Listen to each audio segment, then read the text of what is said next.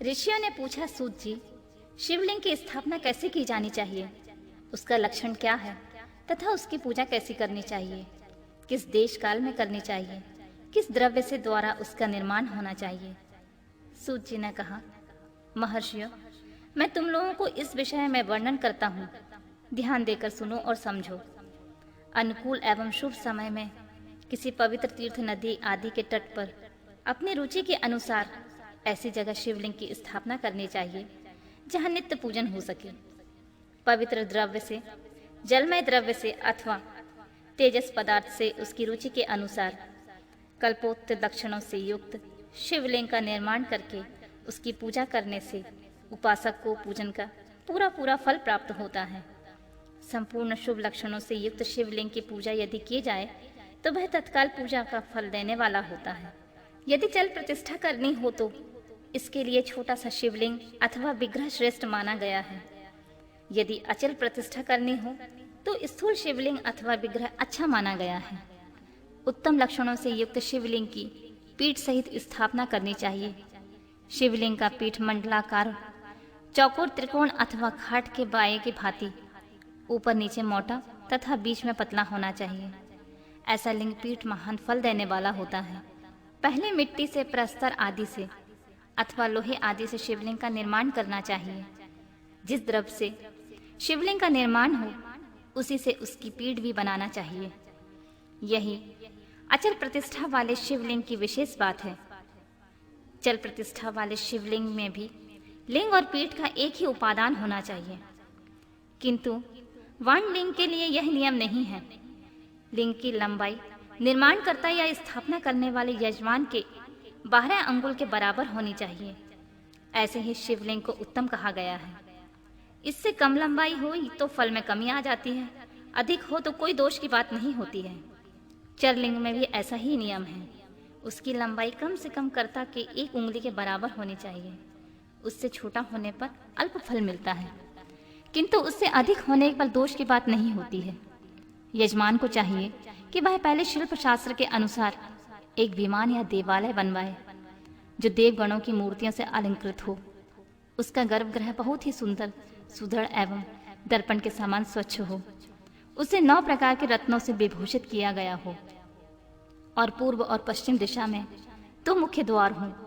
जहाँ शिवलिंग की स्थापना करनी हो उस स्थान के गर्त में नीलम, लाल बैदुर्य, श्याम, मरकत, मोती, मूंगा, गोमेद और हीरा, इन 9 रत्नों को तथा अन्य महत्वपूर्ण द्रव्यों को वैदिक मंत्रों के साथ छोड़ें।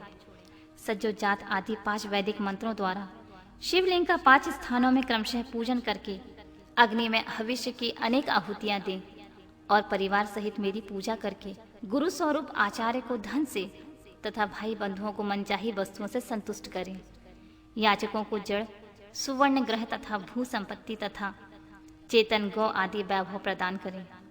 स्थावर जंगम सभी जीवों को यत्न पूर्वक संतुष्ट करके एक गड्ढे में स्वर्ण तथा 9 प्रकार के रत्न भरकर सद्दो जात आदि वैदिक मंत्रों का उच्चारण करके परम कल्याणकारी महादेव जी का ध्यान करें। तत्पश्चात नाद घोष से युक्त महामंत्र ओमकार का उच्चारण करके उक्त गड्ढे में शिवलिंग की स्थापना करके उसे पीठ से संयुक्त करें। इस प्रकार पीठ युक्त लिंग की स्थापना करके उससे नित्य लेपन दीर्घ काल तक टिके रहने वाले मसाले से जोड़कर स्थिर करें। इस प्रकार वहां परम सुंदर वीर मूर्ति की स्थापना करनी चाहिए। सारांश यह है कि भूमि संस्कार आदि की सारी विधि जैसे लिंग प्रतिष्ठान के लिए कही गई है वैसी ही मूर्ति प्रतिष्ठा के लिए ही समझनी चाहिए। अंतर इतना है कि लिंग प्रतिष्ठा के लिए प्रणव मंत्र का उच्चारण का विधान है, परंतु मूर्ति की प्रतिष्ठा पंचाक्षर मंत्र से करना चाहिए। जहाँ लिंग की प्रतिष्ठा हुई है वहाँ भी उत्सव के लिए बाहर सवारी निकालने आदि के निमित्त मूर्ति को रखना चाहिए। मूर्ति को बाहर से भी लिया जा सकता है, उसे गुरुजन से ग्रहण करें। बाहर मूर्ति लेने योग्य है जो साधु पुरुषों द्वारा पूजित हो। इस प्रकार लिंग में और मूर्ति में भी की हुई महादेव की पूजा शिव पद प्रदान करने वाली होती है। स्थावर और जंगम में भेद से लिंग के 2 प्रकार का कहा गया है। वृक्ष, लता आदि को स्थावर लिंग कहते हैं और कृमि कीट आदि को जंगम लिंग। स्थावर लिंग को सींचने, आदि के द्वारा सेवा करनी चाहिए। जंगम लिंग को आहार एवं जल आदि देकर तृप्त करना उचित होता है। उन स्थावर जंगम जीवों को सुख पहुंचाने में अनुरक्त होना भगवान शिव का पूजन है, ऐसा विद्वान पुरुष मानते हैं। जो चराचर जीवों को ही भगवान शंकर का प्रतीक मानकर उनका पूजन करना चाहिए। इस तरह महालिंग की स्थापना करके विविध उपचारों द्वारा उसका पूजन करें। अपनी शक्ति के अनुसार नित्य पूजा करनी चाहिए तथा देवालय के पास ध्वजारोहण आदि करना चाहिए। शिवलिंग साक्षात शिव का पद प्रदान करने वाला होता है, अथवा चरलिंग में षोडशोपचारों द्वारा यथोचित रीति से क्रमशः पूजा करें। यह पूजन भी शिव पद प्रदान करने वाला होता है।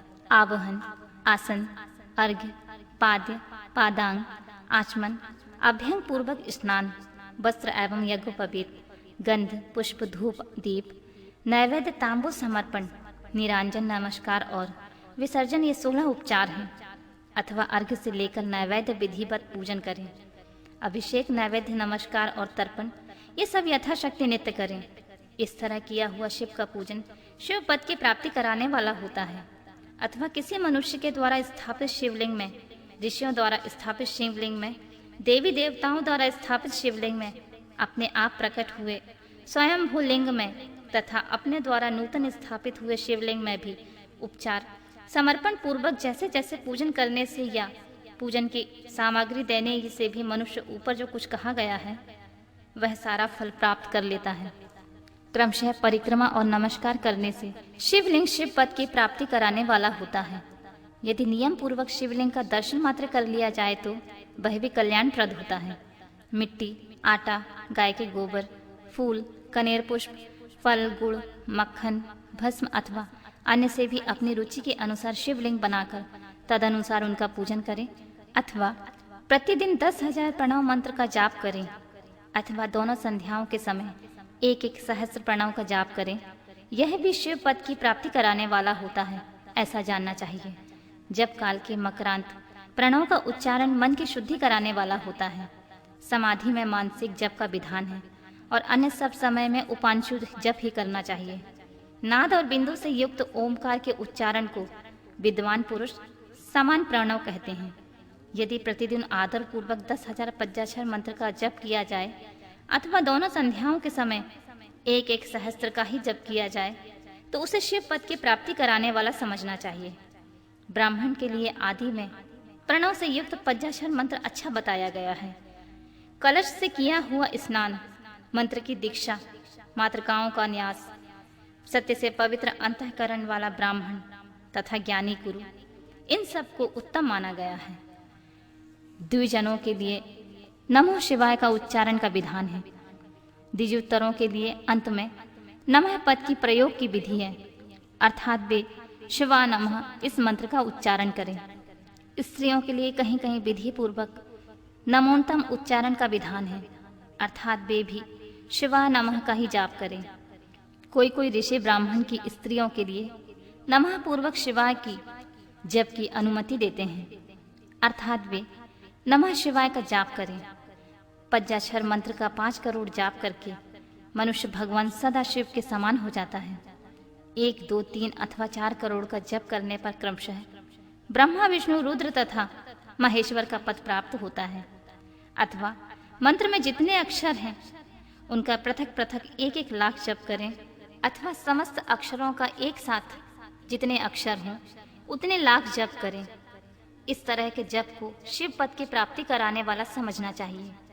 यदि 1000 दिनों में प्रतिदिन 1 सहस्त्र जप के क्रम से पंचाक्षर मंत्र का 10 लाख जप द्वारा पूरा कर लिया जाए तो प्रतिदिन ब्राह्मण भोजन कराया जाए तो इस मंत्र से अभीष्ट कार्य की सिद्धि होने लगती है। ब्राह्मण को चाहिए कि वह प्रतिदिन प्रातःकाल 1008 बार गायत्री का जप करे। ऐसा होने पर गायत्री क्रमशः शिव का पद प्रदान करने वाली होती हैं। वेद मंत्रों और वैदिक सूत्रों का भी नियम पूर्वक जप करना चाहिए।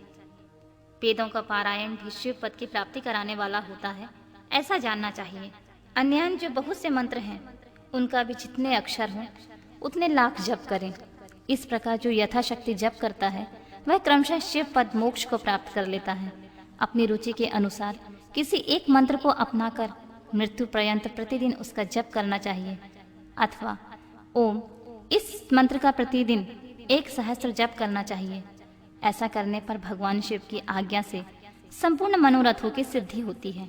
जो मनुष्य भगवान शिव के लिए फुलवारी या बगीचा आदि लगाता है तथा शिव के कार्य के लिए मंदिर में झाड़ने बुहारने आदि की व्यवस्था करता है, वह इस पुण्य कर्म को करके शिव पद प्राप्त कर लेता है। भगवान शिव के जो काशी आदि क्षेत्र हैं उनमें भक्ति पूर्वक नित्य निवास करे, वह जड़ चेतन सभी को भोग तथा मोक्ष देने वाला होता है। अतः विद्वान पुरुष को भगवान शिव के क्षेत्र में आमरण निवास करना चाहिए। पुण्य क्षेत्र में स्थित बावड़ी, कुआं और पोखरे आदि को शिव गंगा समझना चाहिए। भगवान शिव का ऐसा ही वचन है, वहां स्नान दान और जप करके मनुष्य भगवान शिव को प्राप्त कर लेता है। अतः मृत्यु पर्यंत शिव के क्षेत्र का आश्रय लेकर रहना चाहिए। जो शिव के क्षेत्र में अपने को किसी मृत संबंधी का दाह, शदाह, मासिक श्राद्ध, सपिंडीकरण अथवा वार्षिक श्राद्ध करता है, अथवा कभी भी शिव के क्षेत्र में अपने पितरों को पिंड देता है, वह तत्काल सब पापों से मुक्त हो जाता है और अंत में शिव पद पाता है। अथवा शिव के साथ 7, 5, 3 या एक ही रात निवास कर ले। ऐसा करने से भी क्रमशः शिव पद की प्राप्ति होती है। लोक में अपने अपने वर्णों के अनुसार सदाचार का पालन करने से मनुष्य शिव पद को प्राप्त कर लेता है। वर्णाकुल आचरण से तथा भक्ति भाव से वह अपने सत्कर्म का अतिशय फल पाता है। कामना पूर्वक किए हुए अपने कर्म की अभीष्ट फल को शीघ्र पा लेता है। निष्काम भाव से किया हुआ सारा कर्म साक्षात शिव पद की प्राप्ति कराने वाला होता है। दिन के 3 विभाग होते हैं, प्रातः, मध्याह्न और सायं। इन तीनों क्रमशः एक एक प्रकार के कर्म का संपादन किया जाता है। प्रातः काल को शास्त्र विहित नित्य कर्म के अनुष्ठान का समय जानना चाहिए। मध्य काल में सकाम कर्म के लिए उपयोगी होता है और सायंकाल शांति कर्म के लिए उपयुक्त होता है, ऐसा जानना चाहिए। इसी प्रकार रात्रि में भी समय का विभाजन किया गया है। रात के 4 प्रहरों में से जो बीच के 2 प्रहर हैं उन्हें निषेध काल कहा गया है। विशेषतः उस काल में हुई भगवान शिव की पूजा अभीष्ट फल को देने वाली होती है। ऐसा जानकर कर्म करने वाला मनुष्य यथोक्त फल का भागी होता है। विशेषतः कलियुग में कर्म से ही फल की सिद्धि होती है।